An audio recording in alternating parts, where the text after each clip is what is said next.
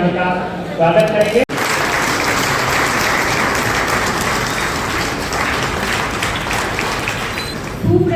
अप्रैल को आयोजित राष्ट्रीय संगोष्ठी के उद्घाटन समारोह में माननीय बलदेव सिंह औलख जी, कृषि राज्य मंत्री, कृषि शिक्षा एवं अनुसंधान उत्तर प्रदेश सरकार, माननीय कुलपति महोदय जी, अतिथिगणों एवं अधिकारियों का हार्दिक अभिनंदन एवं स्वागत है। समस्त अधिष्ठाता, निदेशक, विभागाध्यक्ष, शिक्षक, प्रतिभागियों एवं छात्र छात्राओं का इस कार्यक्रम में हार्दिक स्वागत करती हूँ। आदरणीय मंच से अनुरोध है कि कृपया मां सरस्वती माल्यार्पण कर दीप प्रज्वलन करने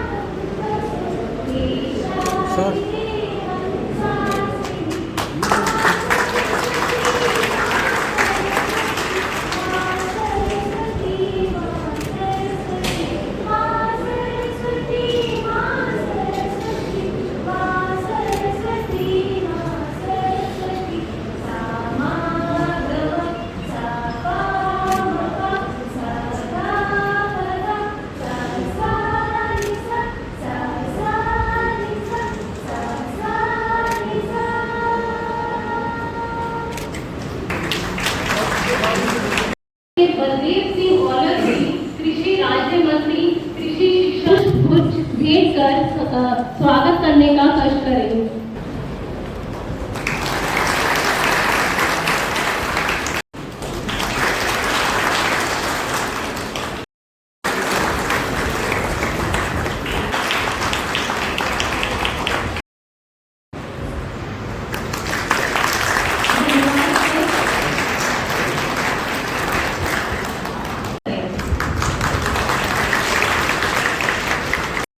गणमान्य अतिथियों, शिक्षकों, मैं अन्य सभी का next generation agriculture, horticulture and livestock farming integration for sustainable development, कृषि, बागवानी और पशुधन का अगली पीढ़ी में सतत विकास हेतु एकीकरण विषय पर आयोजित कृषि गोष्ठी या राष्ट्रीय संगोष्ठी के अवसर पर स्वागत अभिनंदन करना मेरे लिए सौभाग्य और खुशी की बात है।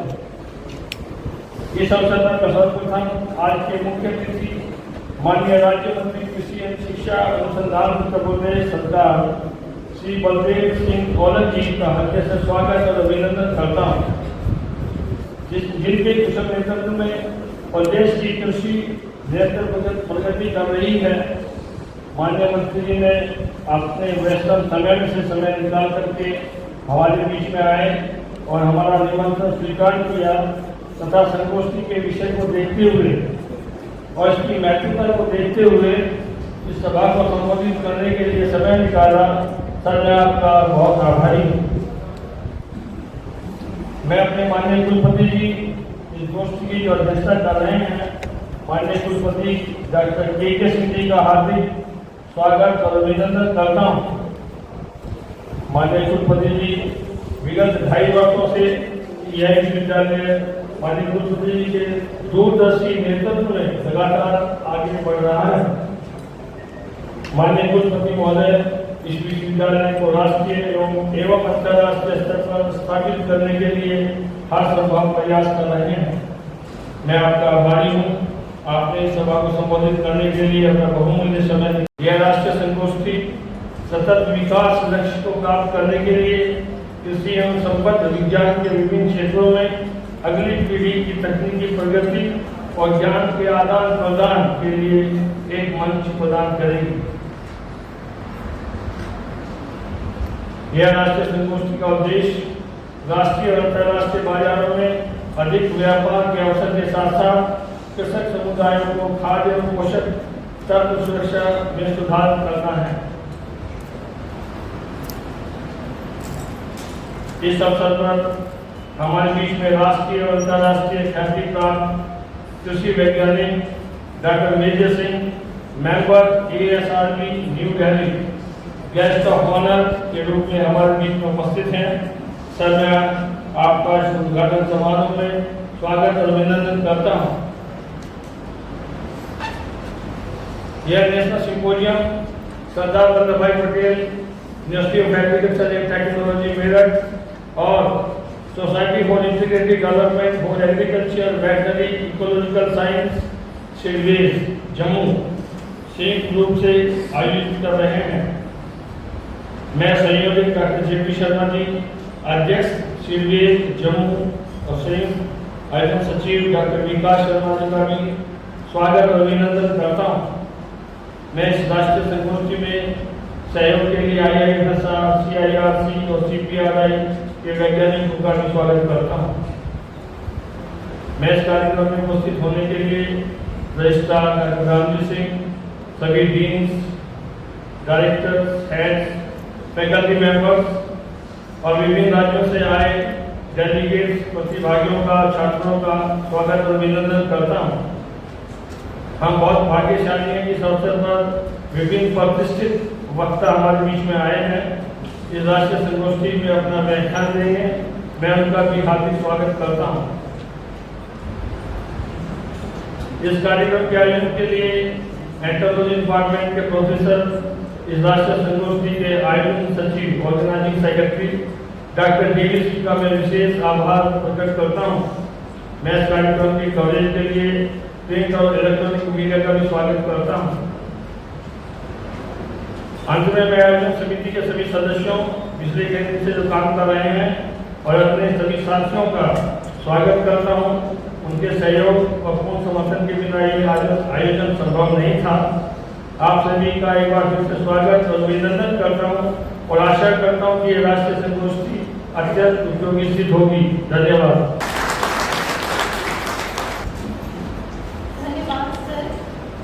अब कार्यक्रम को आगे बढ़ाते हुए मैं डॉक्टर JP शर्मा, अध्यक्ष सिडेव्स को सिंपोजियम के बारे में संक्षिप्त ज्ञापन करने हेतु आमंत्रित करती हूँ।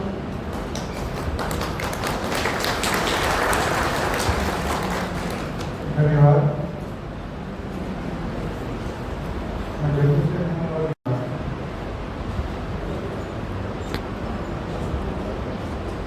आदरणीय Shri Gurudev Singh, state minister agriculture, education, agriculture research, Uttar Pradesh. आदरणीय Shri doctor AK Singh, honourable vice chancellor, Sardar Vallabh Bhai Patel university of agriculture and technology Meerut, doctor Ramji Singh, registrar of this university, doctor Vivek ji, dean agriculture, doctor DV Singh जो कि ऑर्गेनाइजिंग सेक्रेटरी है हमारे इस आपकी 2 दिन का डिवीजन बोर्डिंग होगा उसके, डॉक्टर RBS वर्मा जो कि पारा के नेशनल साइंटिस्ट हैं। हाँ, मैं डॉक्टर मेजर सिंह जो कि मेरे क्लास मेंबर मेरे साथ ही बैठे हैं, पहले राउंड था।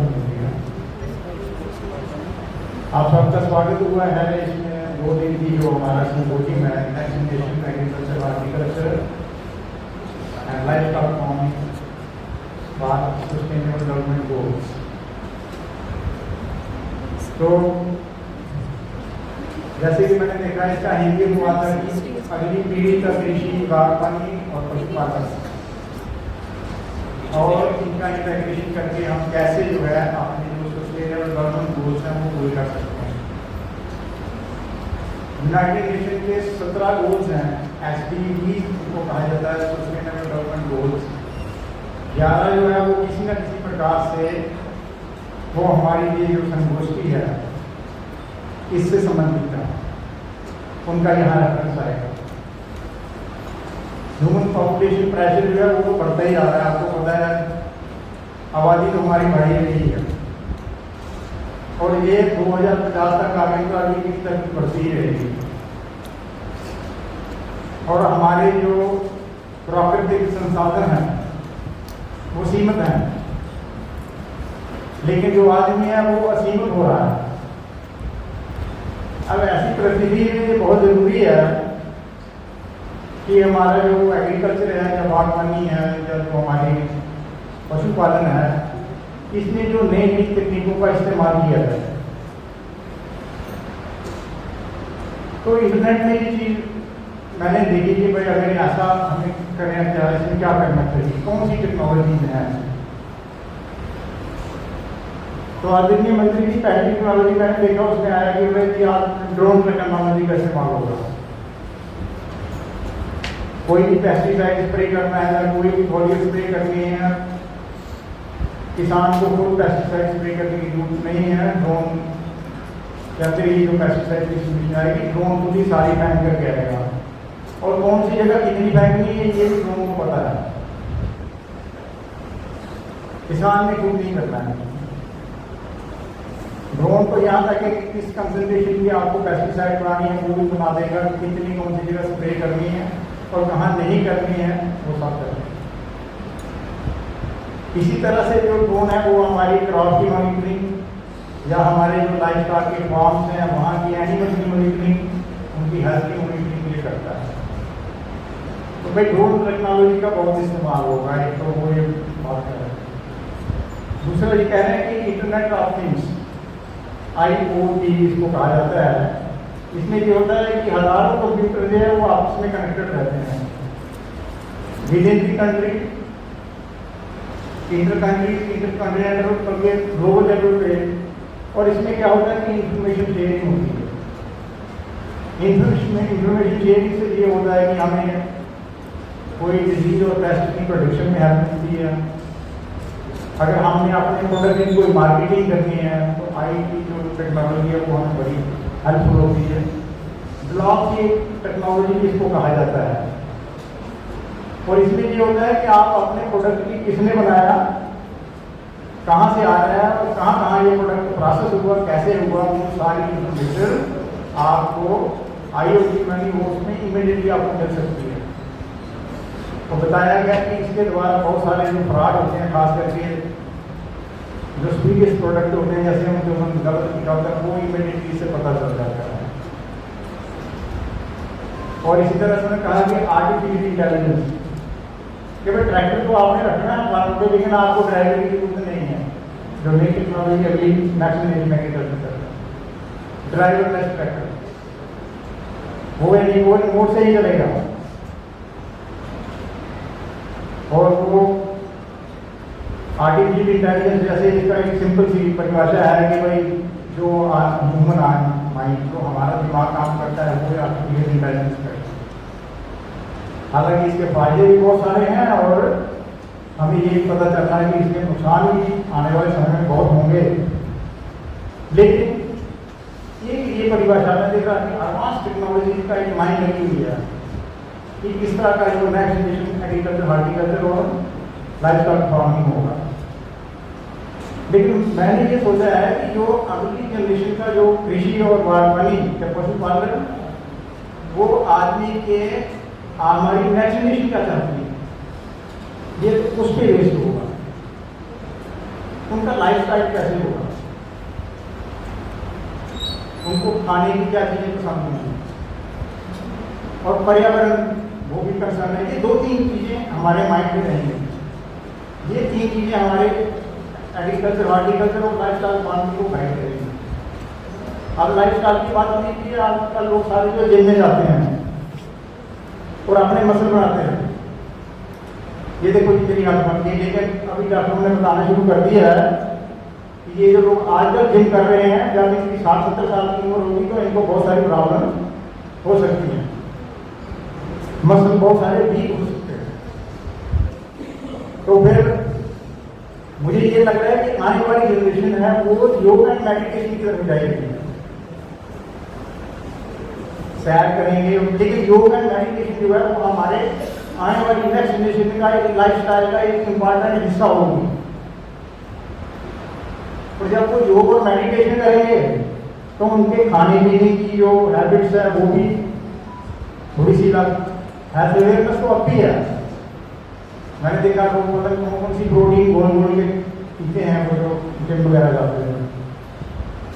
लेकिन जब योगा एंड मेडिटेशन करेंगे तो उनकी फूड हैबिट्स थोड़ी डिफरेंट होगी। वो कहेंगे हमें ऑर्गेनिक फूड चाहिए, हमें बिल्कुल सेफ प्रोडक्ट चाहिए। तो जो ऑर्गेनिक फार्मिंग है वो हमारे जो next generation agriculture horticulture life style farming में इस तरह की इंपॉर्टेंट पार्ट होगा।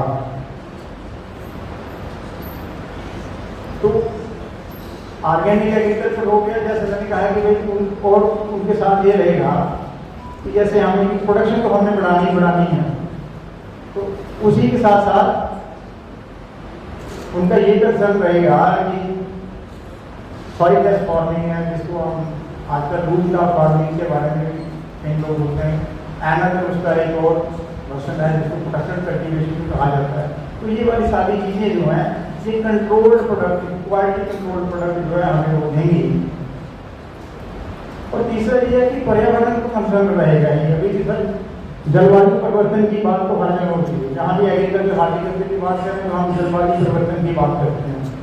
तो मेरे ख्याल में सब लोग पढ़े लिखे होंगे तो वो ये भी कहेंगे कि भाई हम जो काम कर रहे हैं इससे हमारे पर्यावरण पर क्या असर हो रहा है, क्लाइमेट चेंज में तो नहीं कोई असर हो रहा है, ग्लोबल वार्मिंग तो नहीं हो रही। तो ये भी एक कंसर्न रहेगा कि हमारा पर्यावरण ऐसी हम जो है टेक्नोलॉजी अडॉप्ट करें नेक्स्ट जनरेशन में, जिसमें हमारा लाइफस्टाइल जो है वो भी सस्टेनेबल हो, हमारे फूड प्रोडक्ट्स बिल्कुल सेफ हों, हम हेल्थी हों और हमारा पर्यावरण भी ठीक रहे। बाकी ये जो है 2 दिन में, क्योंकि मेरे पास मुझे ज़्यादा समय नहीं दिया गया, मैंने आगे नहीं ज़्यादा करना है। 2 दिन में जो यहाँ पर जो भी मंथन होगा वो इनके इर्द गिर्द ही होगा। आने वाली जनरेशन का लाइफस्टाइल, आने वाली जनरेशन की फूड हैबिट्स और हमारा पर्यावरण। तो उम्मीद है कि हमारे जितने भी यहाँ पर हमारे खास करके जो स्कॉलर्स हैं, PhD स्कॉलर्स हैं, वो यहाँ काफ़ी पार्टिसिपेट कर रहे हैं, हमारे साइंटिस्ट पार्टिसिपेट कर रहे हैं। तो उम्मीद है कि 2 दिन के अंदर हम अच्छी रिकमेंडेशन सरकार के लिए, अपनी गवर्नमेंट ऑफ इंडिया के लिए लेके आएंगे, यूनाइटेड नेशन के लिए लेके आएंगे और बाकायदा से वो रिकमेंडेशन यहाँ से हमारे यहाँ से बाकायदा से आफ्टर उनको पूरा हम देख सुन करके वेरीफाई करके उसको आगे पब्लिश करें। बाकी जो है सीक्रेट सोसाइटी की तरफ से हमारी जो society for integrated development of agriculture, veterinary and ecological sciences, इसका नाम ही इंटीग्रेटेड है, believe in integration, no profit organisation है। हम हमेशा साइंटिस्ट को इनकरेज करते हैं कि वो ऐसे इंटरेक्टिव प्लेटफॉर्म रन करें। इसके लिए मैं पर्टिकुलर सोसाइटी की तरफ से मिनिस्टर साहब का भी बहुत धन्यवाद हूँ कि वो उन्होंने अपना समय निकाला और यहाँ आए, और खास करके वाइस चांसलर साहब जिन्होंने मेरे इस प्रपोजल को माना, और बाकी सब की ऑर्गेनाइजिंग कमेटी को भी सीधे की तरफ से बहुत बहुत धन्यवाद। Thank you very much. जय हिंद।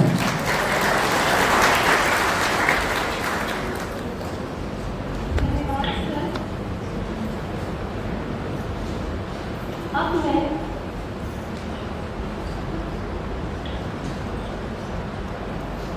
सचिव महोदय डॉक्टर रामजी सिंह जी को संबोधन हेतु आमंत्रित करती हूँ।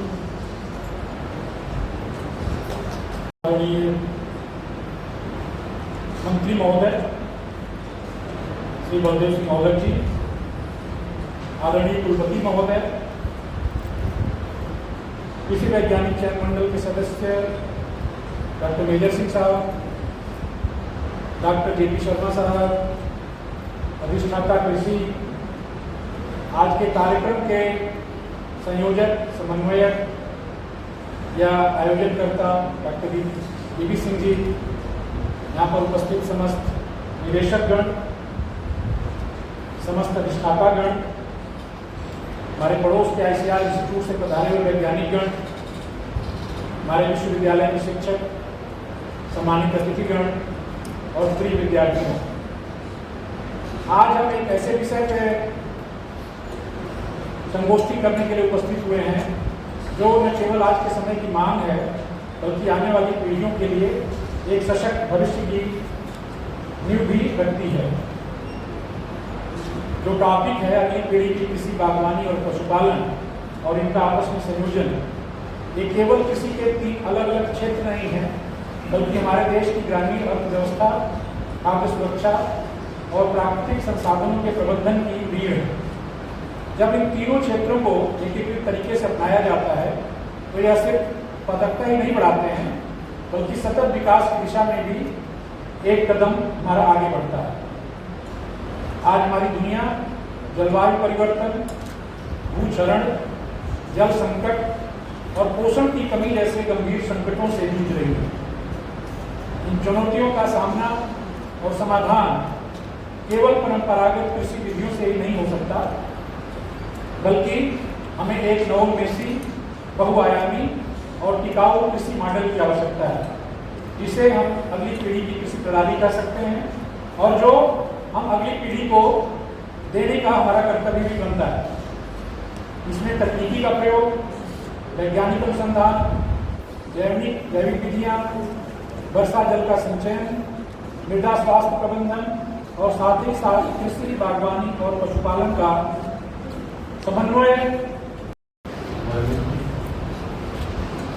Doctor BB Singh, registrar doctor Ram Singh, director dean agriculture Vivek Singh, हमारे कर्मा जी और सभी माननीय इस यूनिवर्सिटी के अधिकारी, छात्र, सभी कर्मचारी, आज का जो कार्यक्रम है बहुत ही महत्वपूर्ण है, क्योंकि ये नेक्स्ट जनरेशन को हम सब जो कार्य कर रहे हैं तो नेक्स्ट जनरेशन में हमें क्या करना है, कैसे करना है, उस पर विचार करने के लिए आयोजित की गई। तो सबसे पहले हमें समझना है कि नेक्स्ट जनरेशन एग्रीकल्चर है। जब हम नेक्स्ट जनरेशन एग्रीकल्चर की बात करते हैं तो उसमें सबसे महत्वपूर्ण AI आता है, जो कि आने वाले सालों में मेरे ख्याल से सबसे बड़ा एप्लीकेशन AI का ही हो रहा है। और ये हर क्षेत्र में तो एग्रीकल्चर नहीं, हर क्षेत्र उससे हमारा ये एग्रीकल्चर छुपा तो नहीं होता। IoT तो चल ही रहा है, प्रेसिजन एग्रीकल्चर उसी के सारी चीजें होती हैं। ड्रोन एप्लीकेशन आपसे सुना है, ड्रोन एप्लीकेशन का चलन शुरू हो गया है, लेकिन ड्रोन एप्लीकेशन सिर्फ स्प्रेइंग के लिए नहीं है। अभी तो सिर्फ अभी जो बात कर रहे हैं पेस्टिसाइड एप्लीकेशन करते हैं, ड्रोन एप्लीकेशन का बहुत ही व्यापक क्षेत्र है, जिससे कि हम इवन वैरायटीज को आइडेंटिफाई कर सकते हैं कि एरिया में कौन सी वैरायटी डोमिनेट। अभी हम उस स्तर पर नहीं पहुंचे, धीरे धीरे बढ़े। बायोटेक्नोलॉजी जो आप जानते हैं, नई चीजें और आने वाले जनरेशन इसका बहुत ही पूर्ण स्थान है। आजकल बहुत चर्चा में है हमारा जीनोमिक, कि हम किसी भी ट्रेड को, किसी भी जो हमारा फसल उगाने का जो तरीका है चेंज कर रहे हैं। हम जिस तरह का पौधा चाहें उस तरह का तैयार कर सकते हैं। इसी तरह GM क्रॉप्स, हालांकि हमारे यहाँ काफ़ी लोगों को लगाए हैं, लेकिन इनका एप्लीकेशन को हम नकार नहीं सकते। आने वाले समय में इनके एप्लीकेशन की संभावना बनी है और ज़रूरत पड़ेगी, इसलिए हमें इनको भी जारी रखना विरोध हो रहा है, इससे हमें हताश नहीं होना। और जहाँ तक मैं समझता हूँ नेक्स्ट जनरेशन एग्रीकल्चर का उद्देश्य 3 उद्देश्य, मेन उद्देश्य। एक तो हमारी जो उपज है उसको ऑप्टिमाइज करना, हम एक पीक में पहुँच चुके हैं, इसको थोड़ा और बढ़ाना और उसको सस्टेन करना। दूसरा है जो रिसोर्सेज हम इस्तेमाल करते हैं, चाहे वो फर्टिलाइजर हो, पेस्टिसाइड, उसको रिड्यूस करें जिससे कि प्रॉफिटेबिलिटी बढ़े। और तीसरा है कि हम इन्वायरमेंटल जो इश्यूज हैं उनको भी एड्रेस करें। आप जानते हैं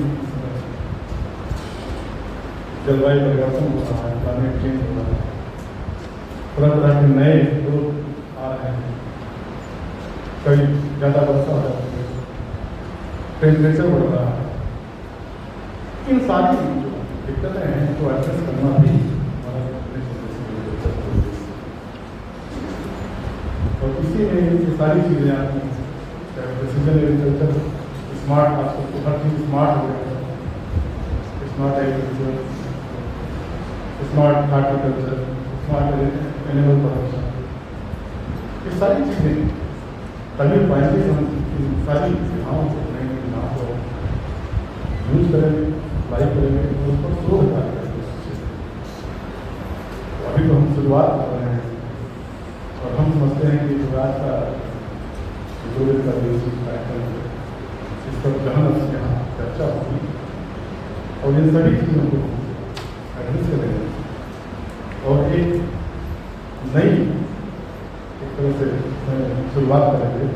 जैसे कि जो हमारे विश्वविद्यालय हैं, जो ICAR के शोध संस्थान हैं, वो इस पर अपने कार्यक्रम सेट कर सकते हैं और आने वाले भविष्य जो हमारे नए साइंटिस्ट या बैठे हुए स्टूडेंट हैं, PhD स्टूडेंट हैं, जो कल के वैज्ञानिक हैं, उनके लिए भी मार्गदर्शन।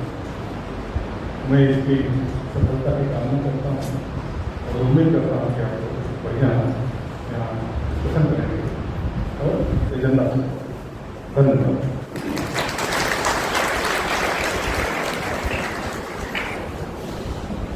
धन्यवाद सर। अब माननीय मंत्री जी, माननीय त्रिपति महोदय एवं सभी गणमान्य व्यक्तियों से अनुरोध करती हूँ कि वे सौजन्य एवं अभिमोचन करने का कष्ट करें।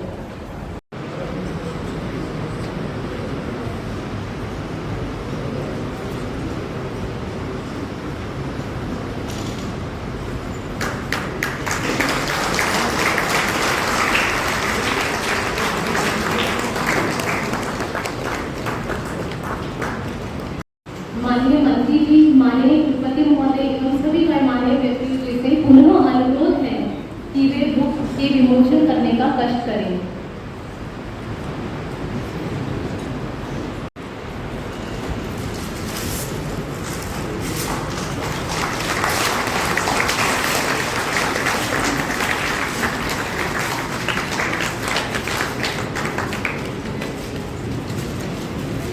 कृषि राज्य मंत्री, कृषि शिक्षा एवं अनुसंधान उत्तर प्रदेश सरकार को स्मृति चिन्ह भेंट कर सम्मानित करने का कष्ट करें।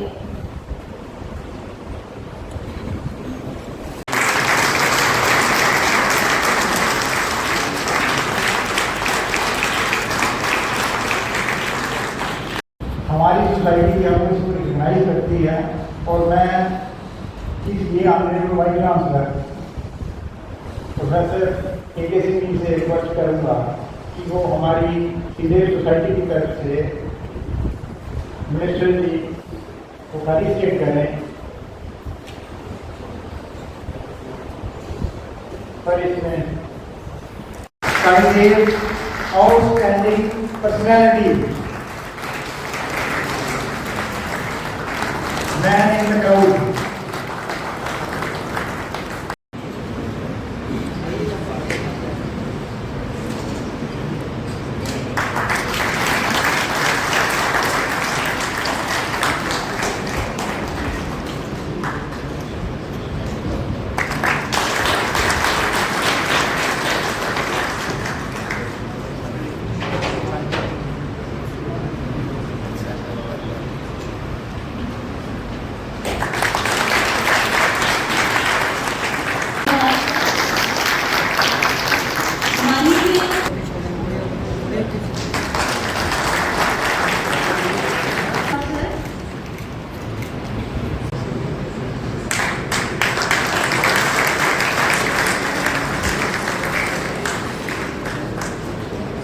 धन्यवाद सर।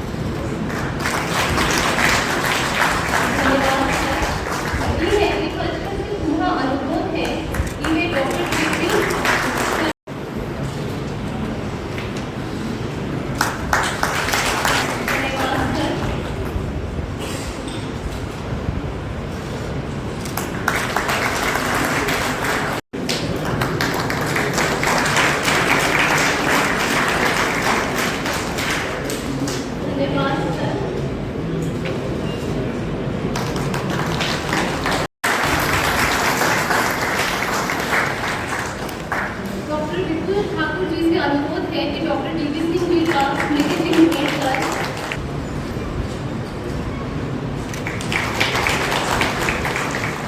श्रीमान बलदेव सिंह औलख जी का मैं इस विश्वविद्यालय में हार्दिक स्वागत एवं अभिनंदन करता हूँ। माननीय मंत्री जी को जब भी हम लोग किसी कार्यक्रम में याद करते हैं, ये आसिफ बच्चन के लिए हमेशा कभी मना नहीं करते। इस बार भी इनको समय की कमी होने के बावजूद भी आसिफ बच्चन देने के लिए माननीय मंत्री जी हमारे बीच मौजूद हुए, इसके लिए मैं हार्दिक अभिनंदन और हार्दिक धन्यवाद करता हूँ। हमारे कार्यक्रम के विशिष्ट अतिथि श्री डॉक्टर मेजर सिंह साहब, जो ऑनरेबल मेंबर है एग्रीकल्चर साइंटिस्ट रिक्रूटमेंट बोर्ड के, वो भी हमारे बीच मौजूद हैं। इनका भी हार्दिक स्वागत एवं अभिनंदन करता हूँ। हमारे इस विश्वविद्यालय के साथीगण और बाहर से आए हुए डेलीगेट जो अलग अलग प्रदेशों से, अलग अलग विश्वविद्यालयों से आए हैं, सबका हार्दिक स्वागत एवं अभिनंदन है इस कार्यक्रम में।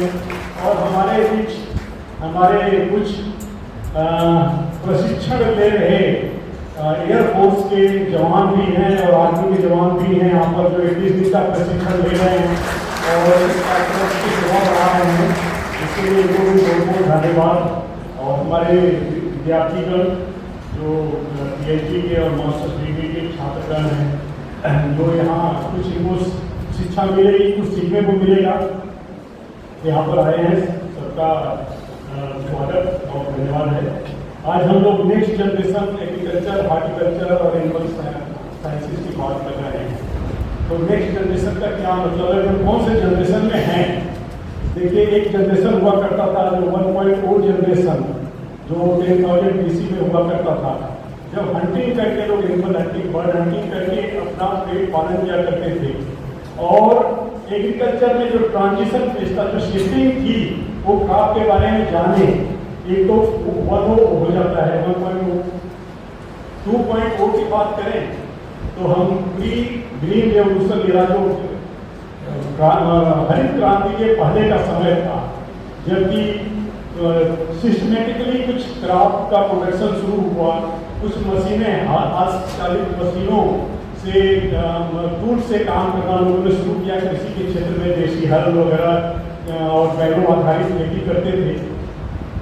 कुछ फर्टिलाइजर वगैरह भी, जो कंपोस्ट वगैरह का यूज करते थे, उसको अगर 2.0 माने और 3.0 की बात करें तो हम आते हैं ग्रीन रिवॉल्यूशन, जो हरित क्रांति देश में आई, और तब हम लोग सिंथेटिक फर्टिलाइजर केमिकल का इस्तेमाल करने लगे, और उस समय कुछ मशीनों का भी आविष्कार हो गया, मशीनों का भी चलन खेतों में शुरू हो गया, और हम थोड़े एडवांसमेंट की तरफ बढ़े और हमारा फूड प्रोडक्शन भी बढ़ना शुरू हो गया।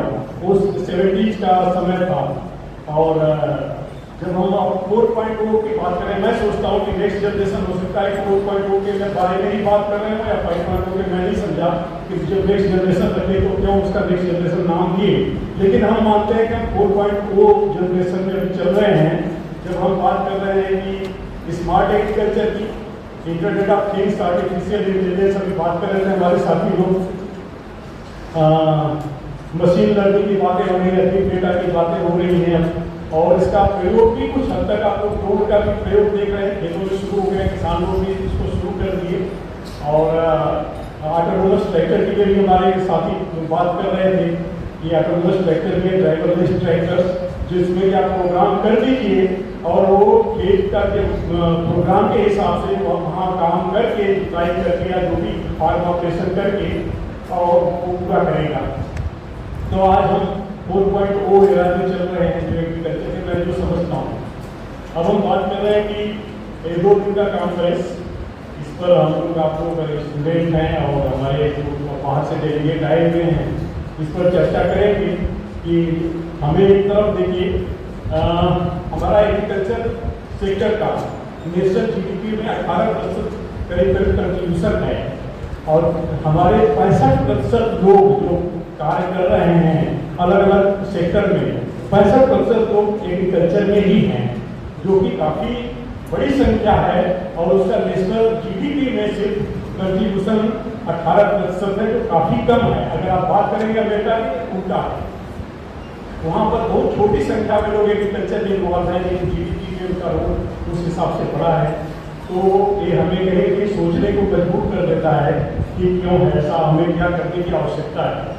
अब बात हो रही, ऐसा एक एस्टिमेट है कि 2050 तक पूरे विश्व की पॉपुलेशन 10 बिलियन हो जाएगी, और सेम हमारा अपने कंट्री में भी पॉपुलेशन बढ़ती जा रही है।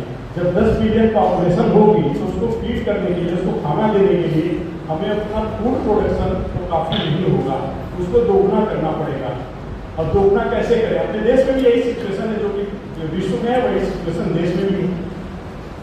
तो हमें कैसे हमें प्रोडक्शन बढ़ाना है, या तो हम कार्य कृषि का क्षेत्र बढ़ाएं, वो तो बढ़ा नहीं सकते, क्योंकि कृषि हमारा 160 मिलियन हेक्टेयर जो कृषि का जमीन है वो तो और कम होता जा रहा है, बढ़ तो सकता नहीं है। उसमें और बिल्डिंग बन रही है, अर्बनाइजेशन हो रहा है, शहरों का विकास हो रहा है, तो जैसे जैसे विकास होता जाएगा वो सिकुड़ता जाएगा, जो हमारी जमीन कम होती जाएगी जो कृषि की।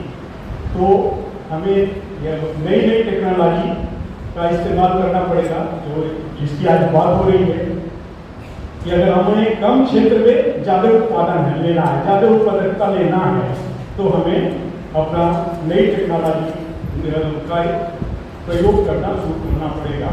और जो कि आजकल हम लोग उस तरह से शुरू किए भी हैं, तो नई टेक्नोलॉजी के बारे में आप लोग 2 दिन बात करेंगे और उस पर चर्चा करेंगे, और कहीं न कहीं कोई अच्छे रिकमेंडेशन लेकर के आएंगे, जो कि आगे रिसर्चर्स के लिए काम आएगा, किसानों के लिए काम आएगा।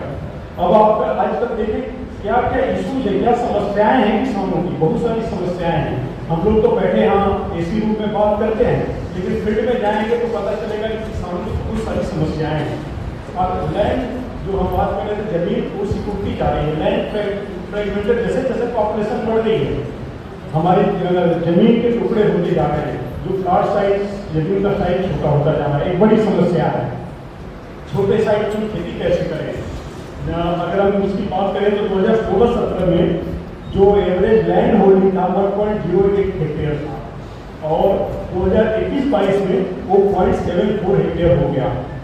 तो ये जैसे जैसे पॉपुलेशन बढ़ रही है, हमारा लैंड होल्डिंग कम होता जा रहा है, जमीन के टुकड़े होते जा रहे हैं, और ये टुकड़े होने से कई बार किसानों की जमीन इतनी छोटी हो जाती है, गरीब मतलब उनको एक्सेस नहीं होता है अच्छे क्वालिटी सीड का, फर्टिलाइजर का, या इंसेक्टिसाइड पेस्टिसाइड का जो एग्रीकल्चर इनपुट है उनका एक्सेस उनके तक पहुँच नहीं हो पाता है। बैंक का से ऋण ही लेना हो तो काफ़ी मुश्किल हो जाता है। पानी की एक अलग समस्या है। पानी की जो ग्राउंड वाटर है वो नीचे चला जा रहा है दिनों दिन, क्योंकि इतना ज़्यादा हम ओवर एक्सेसिव यूज कर रहे हैं वाटर का। देख रहे हैं कहीं पर हम लोग शुगर केन का फार्मिंग कर रहे हैं, वेस्टर्न पार्ट में धान की फार्मिंग कर धान की खेती कर रहे हैं। अब साठा राइस लेना शुरू एक सीजन में एक साल में दो राइस की फसल ले ले रहे, कहीं साउथ में तो 3 फसल ले लेते हैं। तो हम जितना धान का राइस का उत्पादन करेंगे हमारा वाटर टेबल नीचे जाएगा। वाटर एक बड़ी समस्या होती जाएगी, पानी की समस्या है। नेचुरल रिसोर्सेज जो प्राकृतिक संसाधन है दिनों दिन कम होते जा रहे हैं। हमारा मृदा जो मिट्टी है उसका स्वास्थ्य बिगड़ता जा रहा है, डिग्रेडेशन हो रहा है, केमिकल फर्टिलाइजर का यूज करते जा रहे हैं और इंसेक्टिसाइड पेस्टिसाइड कहीं न कहीं उसके मृदा के स्वास्थ्य को खराब होता है। ये एक बड़ी समस्या है। मैकेनाइजेशन लेवल की बात करें हमारा बहुत ही कम है, 40% से कम मैकेनाइजेशन अभी हमारा है। और जो फार्म अवेलेबिलिटी पावर अवेलेबिलिटी हम फार्म 3.0 किलोवाट पर हेक्टेयर है, जो कि काफ़ी कम है।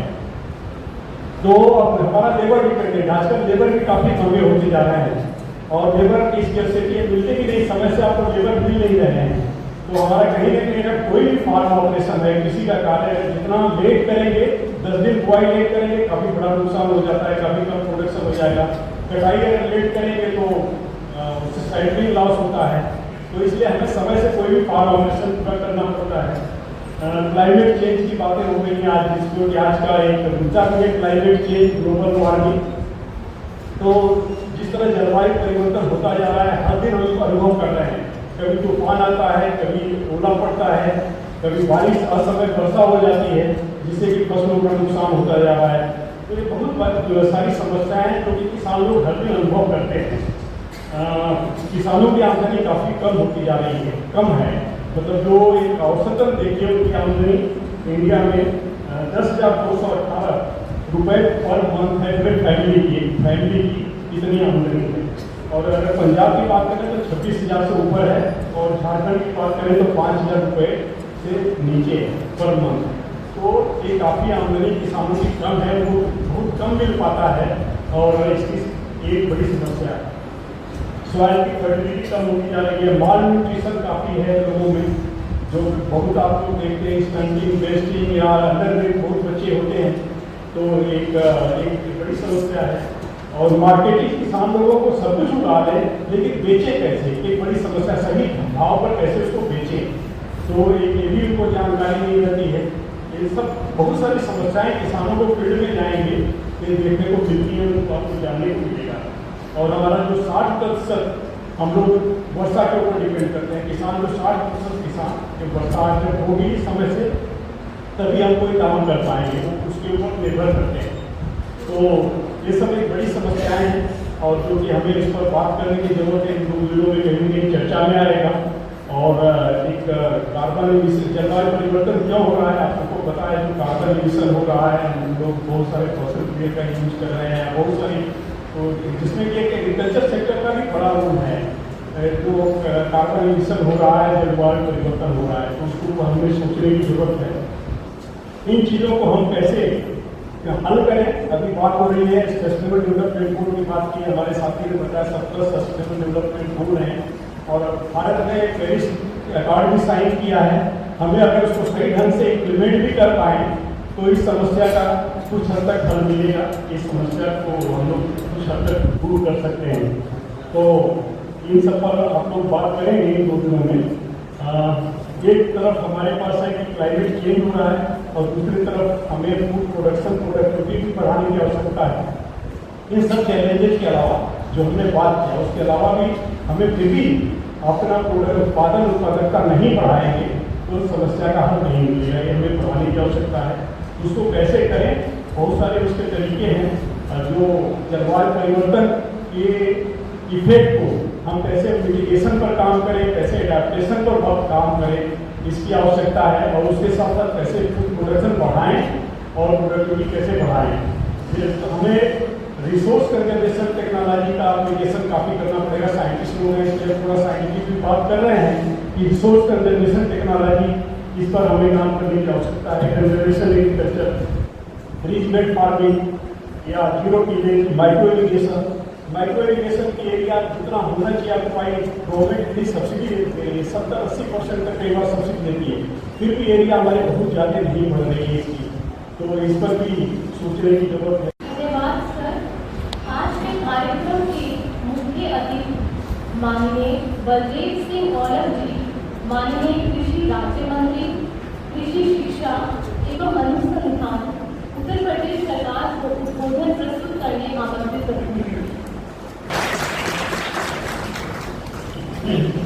आज के इस वल्लभ भाई पटेल आनंद प्रदेश विश्वविद्यालय के राष्ट्रीय संगोष्ठी में उपस्थित मंच पर मुझे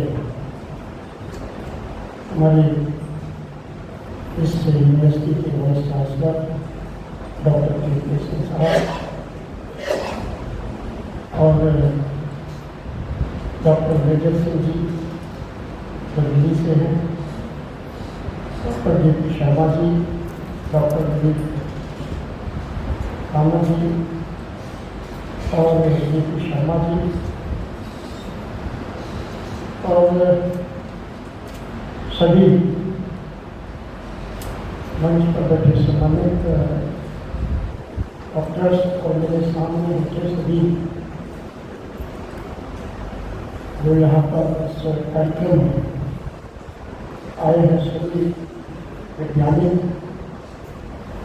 और एयरफोर्स के जवान, जो तीन नारा है जय किसान जय जवान के साथ आज दोनों चीज़ें साकार होती देख रही हैं। और छात्र छात्रा जो यहाँ पर PhD अलग अलग विषय में जो कर रहे हैं, पत्रकार बंधु, सर्वप्रथम तो मैं लोहार को सरदार वल्लभ भाई पटेल जी को नमन श्रद्धांजलि करता हूँ और आशा करता हूँ कि यह विश्वविद्यालय कृषि शिक्षा अनुसंधान और प्रसार तथा क्षेत्र के किसानों में विकास किए गए संकल्पित हो। मैं इस राष्ट्रीय सम्मेलन में अगली पीढ़ी कृषि, बागवानी, पशुपालन तथा विकास और लक्ष्यों की प्राप्ति के लिए एक एकीकरण में शामिल होने का सौभाग्य पाकर स्वयं को बड़ा प्रसन्नित महसूस कर रहा हूँ। साथियों, हम सभी बड़ी बात मानते हैं भारत एक कृषि प्रधान देश है और हमारी लगभग 58 जनसंख्या प्रत्यक्ष और अप्रत्यक्ष रूप से खेती के साथ जुड़ी हुई है और सच्चे राज्य को देश की खाद्य सुरक्षा की नींव है। वहाँ की कृषि पर हमारे किसान, हमारी मिट्टी, सब कुछ निर्भर है। लेकिन साथ ही हम यह भी स्वीकार करना होगा कि परंपरागत कृषि मॉडल आज के समय में चुनौतियों का सामना अकेले नहीं है। जैसे कि डॉक्टर साहब ने बताया कि जलवायु परिवर्तन, जल संकट, मुद्रा की समस्या, गिरावट होने से छोटे छोटे टुकड़ों में विभाजन, युवाओं का कृषि में हो, हम ये सभी ऐसे होते हैं जो हमें भविष्य की ओर सोचने को बाध्य करते हैं। इस आयोजन के माध्यम से हम सभी एक ऐसे विषय पर चर्चा कर रहे हैं जो हमारे देश की आत्मा है, कृषि से जुड़ा हुआ है और उत्तर प्रदेश में केवल जनसंख्या की वृद्धि से बल्कि कृषि उत्पादन में भी देश का अग्रणी राज्य है। हमारे यहाँ की धरती पर मेहनती किसानों की मेहनत और परंपरागत ज्ञान के साथ साथ अब आधुनिक तकनीकी का भी समावेश हो रहा है। आज का ये सम्मेलन इस बात का प्रतीक है कि अब समय आ गया है कि हम कृषि और बागवानी पशुपालन को एक साथी के रूप में आगे बढ़ें। हमारा मैं ज़्यादा समय आपका ले लिया और मैं एक डॉक्टर के सिंह को बधाई देना चाहता हूँ कि इन्होंने बहुत अच्छा कार्यक्रम और अच्छे विज्ञापकों को लाने का काम किया है और उन्हें लगेगा कि सरदार वल्लभ भाई पटेल यूनिवर्सिटी में भी कोई नया आविष्कार होगा, नया हमको डेवलप और उत्तर प्रदेश में नहीं देश में नाम करेंगे। यही मैं आशा और उम्मीद के साथ इन वैज्ञानिकों को से लेकर जा रहा हूँ कि कम से कम हमारी यूनिवर्सिटी का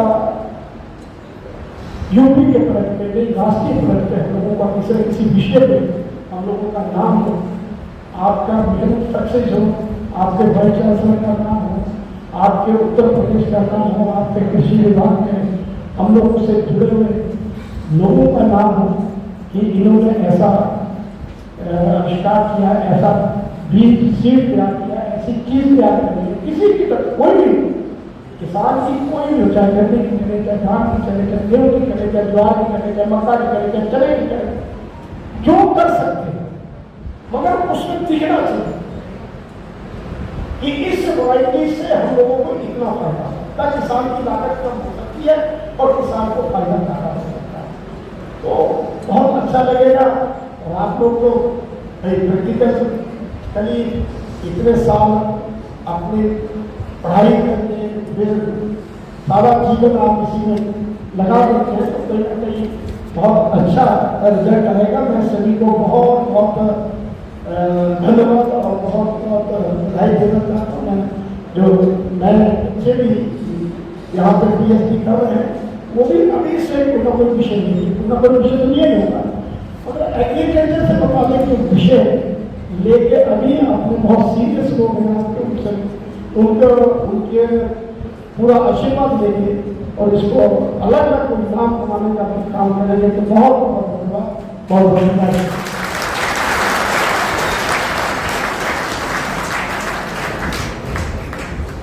धन्यवाद सर। कार्यक्रम के अंत में मैं डॉक्टर DD सिंह जी को धन्यवाद प्रस्ताव ज्ञापित करने हेतु आमंत्रित करती हूँ।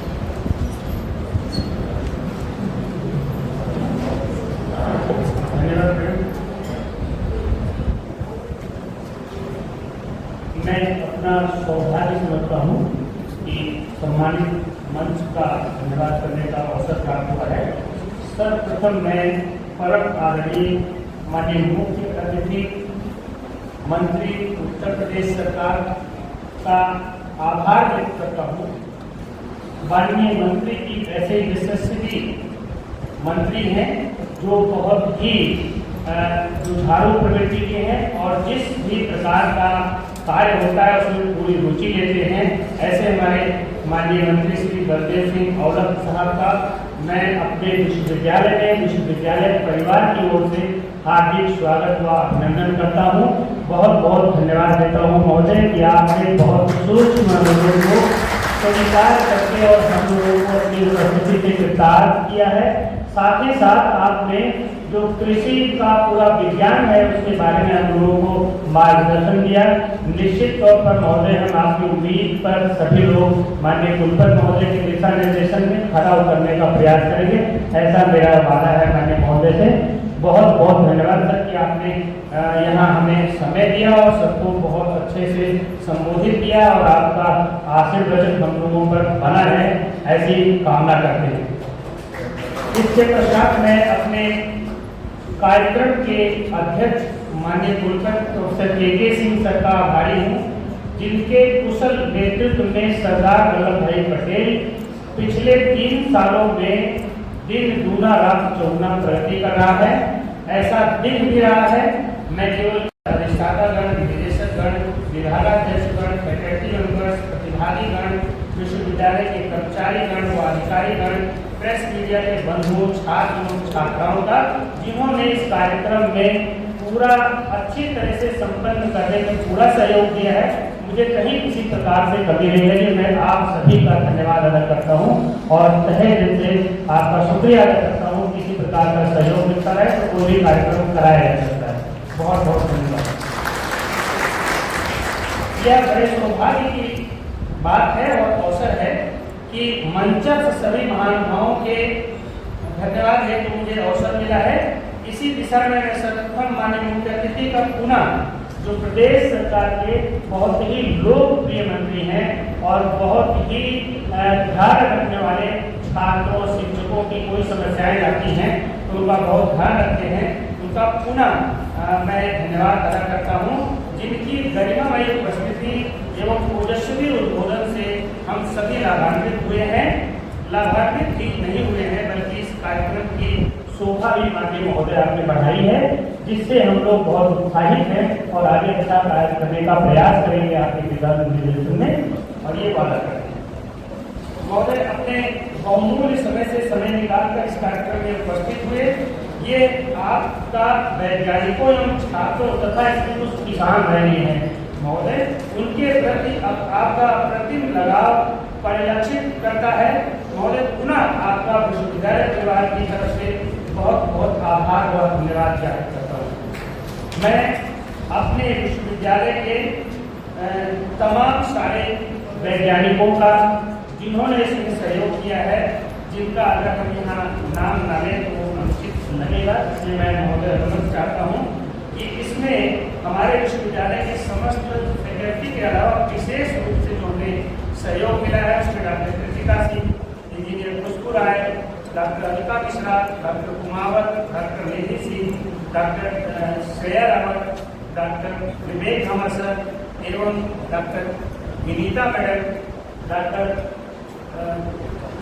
वैशाली मैडम एवं अन्य सभी फैकल्टी मेंबर्स जिन्होंने जितना मैं नाम यहाँ समय अभाव में नहीं ले पा रहा हूँ, सभी का बहुत सहयोग मिला है। मैं सब आप सभी का आभारी हूँ कि आप लोगों ने रात में देख करके इस कार्यक्रम की शोभा बढ़ाई है। अंत में मैं माननीय मंत्री का पुनः धन्यवाद अदा करता हूँ, जिन्होंने अपना बहुमूल्य समय देकर इस कार्यक्रम को सफल बनाने के लिए पूरा हमें योगदान दिया। बहुत बहुत आभारी सर। महोदय मैं अंत में अनुमति चाहूँगा माननीय मंत्री जी के बारे में जो मुझे जानकारी है उससे मुझे लगता है कि 2 लाइनें मैं माननीय कुलपति जी की अनुमति से आपके बारे में कहना चाहूँगा सर। जो हमें लगता है किसी ने शेयर किया कि आप इस तरह से ध्यान रखते हैं और इस तरह से कार्य करते हैं, तो मैं आपकी अनुमति से कहना चाहूँगा सर। और आप इस प्रकार के जुझारू और श्रद्धाभक्तों के प्रति पूरा सहयोग देने वाले हैं, तो मुझे लगता है इस तरह से मुझे इस अवसर पर ये बात कहने की अनुमति है तो मैं कहना चाहूँगा सर। मुश्किलों से भाग जाना आसान होता है, मुश्किलों से भाग जाना आसान होता है, हर पहलू जिंदगी का इम्तिहान होता है। डरने वालों को मिलता नहीं कुछ जिंदगी में, लड़ने वालों के कदमों में जहां होता है। ऐसा हमारे माननीय मंत्री जी का स्वभाव है। बहुत बहुत आभारी महोदय और हमारे माननीय कुलपति जी भी इस तरह की प्रेरणा हमको देते रहते हैं। हमारे जो कृषि वैज्ञानिक चयन मंडल के अध्यक्ष हैं डॉक्टर मेजर सिंह सर, उनका भी मैं बहुत आभारी हूँ। उनकी भी बहुत सारी प्रेरणा और सहयोग मिलता रहता है। अंत में मैं आप सभी का आभारी हूँ जिन्होंने इस कार्यक्रम में परोक्ष और परोक्ष रूप से सहयोग दिया। साथ ही साथ हमारे जो यूनिवर्सिटी के लोग हैं डॉक्टर एपी सिंह साहब, डॉक्टर रितेश शर्मा साहब, जिन्होंने आर्थिक सहयोग किया है, आप सभी का भी आभारी हूँ।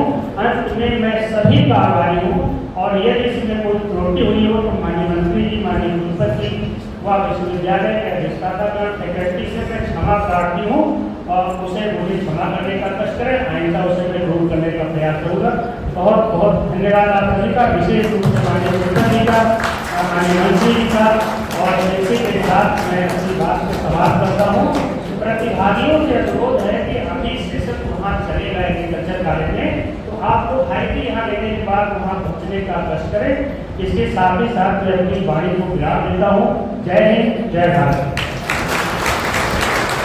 सदन में उपस्थित माननीय मंत्री जी, माननीय कुलपति महोदय एवं सभी से अनुरोध है कि कृपया राष्ट्रगान